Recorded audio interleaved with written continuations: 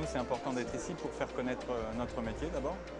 Le métier du maquillage, c'est un métier des coulisses, donc on n'a pas l'occasion toujours de bien connaître suffisamment, puisque on imagine le maquillage comme quelque chose qui est souvent en relation avec la beauté simplement, alors que c'est aussi tous les petits effets au cinéma, comme de la transpiration, des salissures, des blessures, des vieillissements, des choses qu'on ne perçoit pas quand on est spectateur.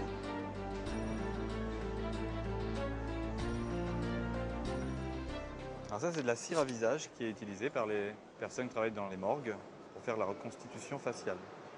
Et donc nous, on fait l'inverse. En effet spéciaux, on utilise cette même cire pour faire des blessures, des impacts de balles.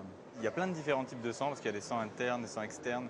Il y a des sangs qui ont un aspect plus foncé. Donc on essaye de jouer avec toutes ces différentes couleurs, ces textures, pour donner de la profondeur, pour donner vraiment un côté un peu plus réaliste. Donc là, je suis en train d'utiliser un sang qu'on appelle le sang coagulé, qui est un sang vraiment très épais et qui me permet d'avoir ce côté très très sombre, très intense, qui donne l'impression de la chair à vif et même des petits morceaux de peau qui sortent un peu de la blessure.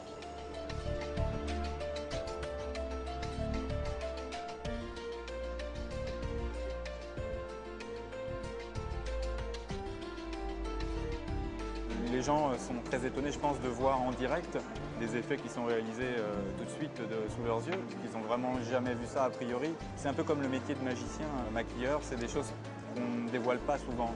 Et c'est vrai que même dans les making-of des films, il y a très peu de choses sur les maquillages, c'est toujours très furtif. Et donc c'est pour ça que je pense que c'est si attractif pour le public.